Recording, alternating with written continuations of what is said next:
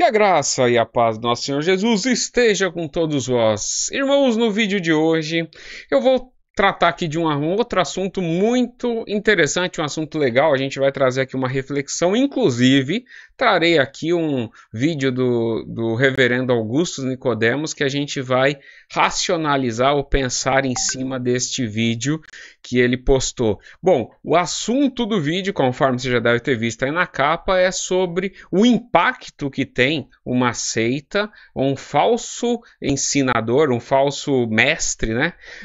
Ou uma falsa doutrina na vida das pessoas, né? Então, a gente vai falar sobre esse assunto, que é um assunto muito legal. Bom, só que antes, eu preciso te lembrar, se inscreva no canal, curta, compartilhe o vídeo, porque isso ajuda muito essa mensagem a se espalhar e para cada vez mais pessoas. Também deixe seus comentários, inclusive a surgir assuntos aqui para a gente poder conversar e trazer aí, porque o foco do canal é falar sobre evangelho e vida cristã, e o nosso foco de evangelho é evangelho mais de uma perspectiva mais reformada e vida cristã, né? A aplicação prática disso. Então, de vez em quando eu trago assuntos de teologia e tal, mas sempre de uma maneira mais tranquila, para mais digerível, né? Que o objetivo daqui não é um canal para estudantes de teologia, sim para aplicação prática mesmo desses conceitos nas nossas vidas, né? Então tá, e outra coisa que eu queria agradecer muito aqui é obviamente os membros do canal, e dou aí digamos assim, desejo as boas-vindas a todos os novos membros do canal, porque isso ajuda muito a gente produzir material cada vez melhor para vocês. Inclusive os membros também têm benefícios exclusivos, aí tem vídeos específicos, tem estudos bíblicos aqui de diversos livros que a gente já disponibilizou e disponibilizarei ainda mais, tá bom? Então, se você quer ajudar o canal, torne-se membro do canal, custa muito pouco, é R$ 4,90 por mês, então assim, é um valor irrisório, é mais por uma questão de realmente de ajuda no canal, né, tá bom? Então, beleza, vamos lá, vamos para nosso vídeo de hoje, o assunto de hoje. Bom, primeira coisa que eu vou fazer aqui, eu vou colocar aqui o vídeo, né? É um vídeo bem curtinho, 1 minuto e pouquinho, do reverendo Augusto Nicodemos, e a gente vai falar em cima dele, tá bom? Então deixa eu compartilhar aqui a tela com vocês. Deixa eu só ajeitar aqui, colocar na tela cheia e colocar aqui. Bom, eu vou deixar assim, dar uma distorcida por conta de direitos autorais, né? Então, mas deixa eu dar o play, eu acho que o som vai ficar bom. É mais fácil uma pessoa que está vivendo no pecado, chafurdando na lama do pecado, se quebrantar, se arrepender e crer em Jesus como seu único Salvador, aceitando o perdão de Deus, do que um religioso arrogante e endurecido, um moralista, como era o apóstolo Paulo. Por isso que Jesus disse uma vez para os fariseus que as prostitutas e os publicanos entravam no céu primeiro do que eles. Porque é muito difícil para um moralista, para um religioso, para aquela pessoa que se considera justa, é muito difícil para ela ver o seu próprio estado, se arrepender, se quebrantar, pedir perdão a Deus, renunciar à sua moralidade, à sua justiça própria e receber gratuitamente a justiça de outro, que é Jesus. Paulo considerou toda aquela moralidade, toda aquela religiosidade como perda. Aquilo que antes ele considerava lucro, agora considera perda por causa de Cristo Jesus. Essa daqui é uma pregação do reverendo Augusto Nicodemos, então é uma parte da pregação. Peraí, deixa eu só voltar aqui, pronto. Pronto, voltei. Então é uma parte de uma pregação e é uma parte muito interessante, muito bonita e que tem muito assunto aqui para a gente poder falar. O título aí eu coloquei sobre o assunto do vídeo, que é exatamente o que esses falsos mestres, né, e essas falsas seitas, né, digamos assim, esses falsos igrejas cristãs, o que ela tem de impacto, né, na vida de um cristão. E por que isso acontece? Porque justamente o foco, quando a gente fala de seitas e quando a gente fala de falsos ensinos, qual que geralmente é a maneira deles trabalharem? Eles geralmente arrancam Cristo, colocam alguma coisa no lugar. E esta alguma coisa no lugar, ela vai ser vinculada de alguma maneira à sua salvação. Então, geralmente, assim, via de regra, esses falsos ensinos, ou eles, como é o universalismo, por exemplo, ou ele tira méritos de Cristo e méritos da conversão em Cristo Jesus e fala assim, não, viva do jeito que você quiser, que tudo já está resolvido. Então esse daí é um tipo de falso ensino. Mas um outro tipo de falso ensino muito comum é o tipo de falso ensino que tira Cristo, tá certo? Fala assim, ó, Cristo é um exemplo para sua vida. Beleza. Única e exclusivamente isso. E aí, arranca Cristo do lugar e coloca mérito humano. Coloca salvação por obras, por exemplo. Então, com isso, as pessoas que estão nesses lugares, estão em lugares que ela acredita que ela é um santo, um merecedor, ela acha que ela tem mérito naquelas coisas em que, ou seja, o céu para ela, a salvação, nada mais é do que um justo pagamento por uma vida ilibada.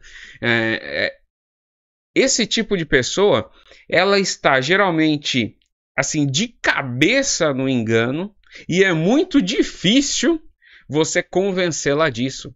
Por quê? Porque justamente a ideia dela é o seguinte, não, peraí, vai ter um prêmio, e eu tenho que dar um jeito de merecer esse prêmio, tá certo?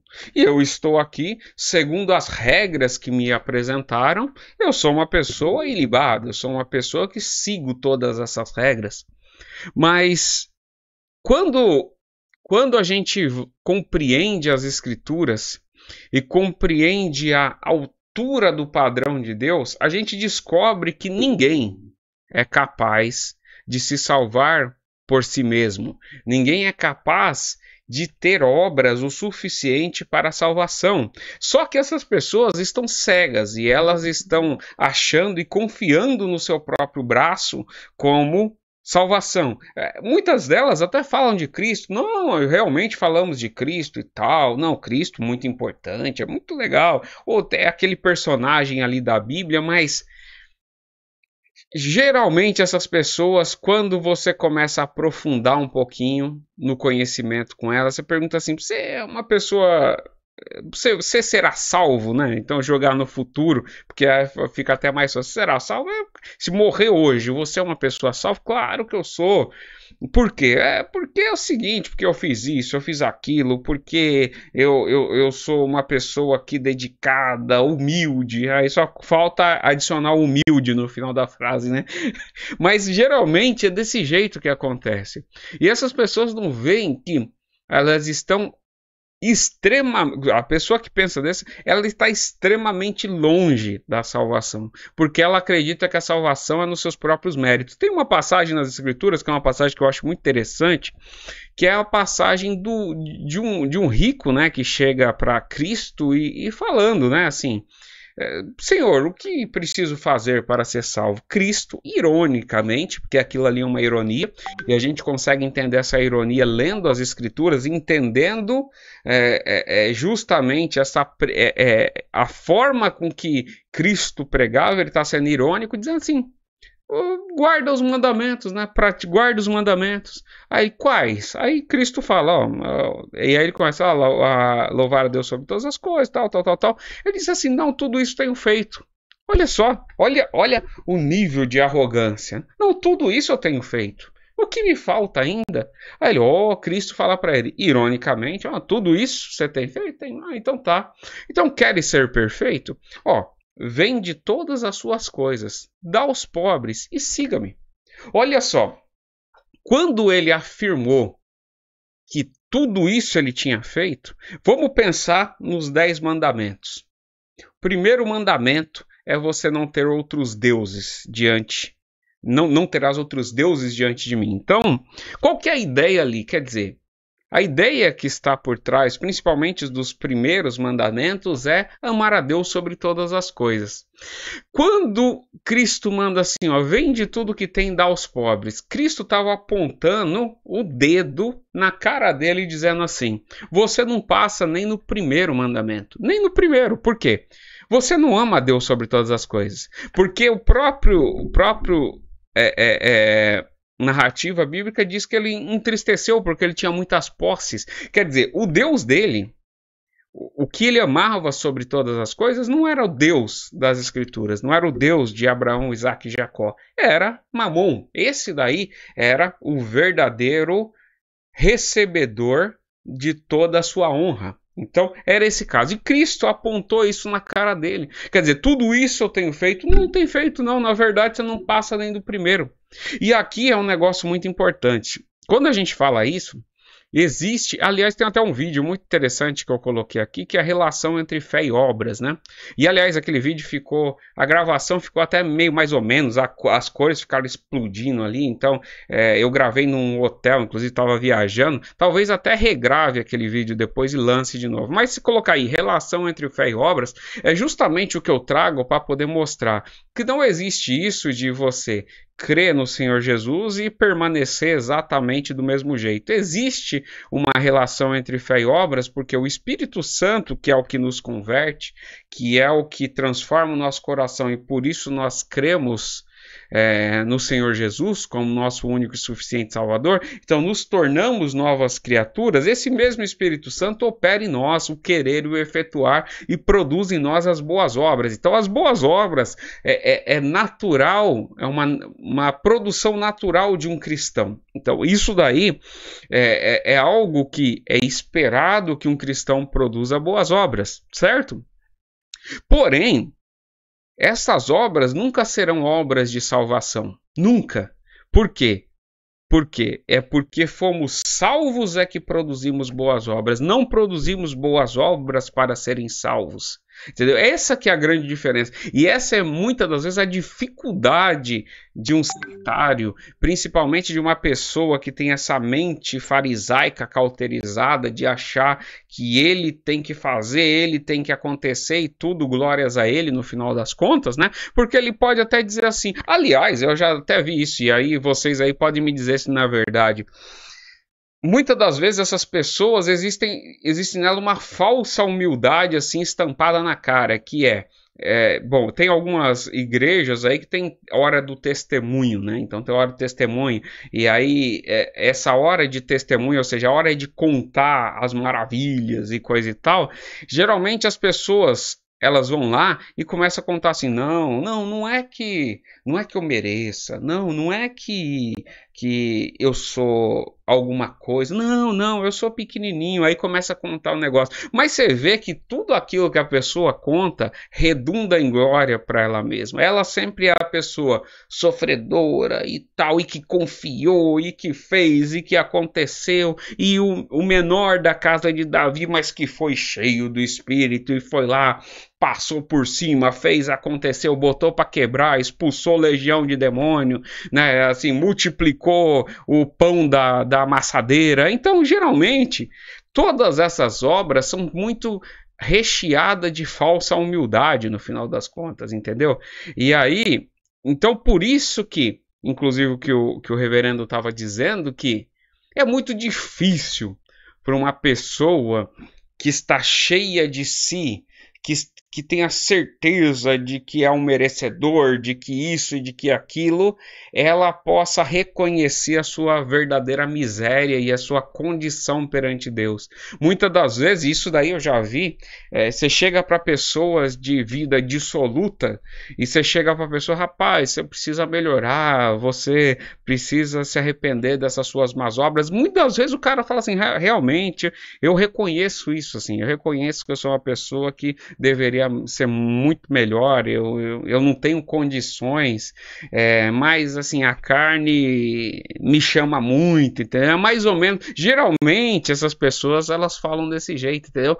Elas muitas das vezes, elas meio que reconhecem a sua miséria. É nesse sentido que ele está falando. Então, a pessoa está ali entregue a vício, entregue a um monte de coisa, você chega para essas pessoas, geralmente, a recepção delas é muito diferente de quando você chega num religioso, que é um cara que está cheio de si e acha que é a força do braço dele que será salvo.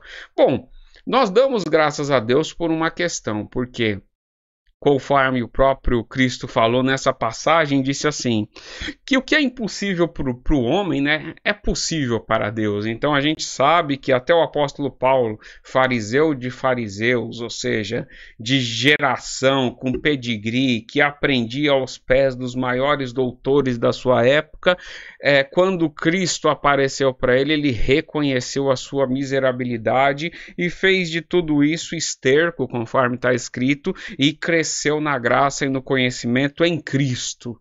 Isso daí é que é o ponto importante. Em Cristo. Porque qualquer coisa que façamos tem que ser para a glória de Deus. E a gente tem que reconhecer Cristo como nosso único e suficiente Salvador. Então, em Cristo ele cresceu. Então, a gente sabe que o Espírito Santo tem esse poder de transformar qualquer pessoa. Então, a nossa função é levar o Evangelho a todas as pessoas, porque a gente não sabe quem o Espírito Santo transformará, quem não transformará. Então, nosso objetivo é esse, é levar a todos. E sabendo que o Espírito Santo ele realmente pode produzir, pode transformar das pedras filhos de Abraão, né? Então essa que é a ideia, né, por trás disso. Mas essa daí é um negócio interessante, essa reflexão é interessante para a gente ver que quanto mais legalista é a igreja, quanto mais meritório é o sistema, menos as pessoas ali creem verdadeiramente no Senhor Jesus Cristo e mais difícil é tratar para essas pessoas. Por quê? Porque é muito difícil você oferecer um médico e um remédio para uma pessoa que não se sente doente. Esse daí é o grande problema. Quem se sente doente está disposto a receber ajuda. Quem não se sente doente acha que ele não precisa de ajuda. Muitas das vezes o cara está digamos assim, em situação terminal, digamos assim, espiritualmente falando, ele está em situação terminal, mas ele não se reconhece como doente. Então é muito difícil de tratar essas pessoas. Eu queria que vocês deixassem aí os comentários de vocês. O que vocês acham? Acham que isso daí é verdade, não é? Se vocês têm exemplos desse tipo de coisa. Eu quis trazer isso porque eu achei esse vídeo, na verdade esse vídeo chegou no nosso grupo, lá a gente tem o grupo Evangelho Libertos em Cristo, inclusive você pode entrar aqui na descrição, tem lá o nosso grupo do WhatsApp, você pode abrir lá e lá dentro, se você subir a barra de rolagem toda, a primeira publicação vai ter o nosso grupo de WhatsApp. Você entra lá e troca ideia com a gente. Então eu recebi esse vídeo lá e eu achei muito legal, achei um negócio legal pra gente bater um papo aqui, conversar um pouco. Queria saber se você concorda, discorda, deixa aí os seus comentários. A gente se vê no próximo vídeo, que Deus abençoe a todos e tchau, tchau.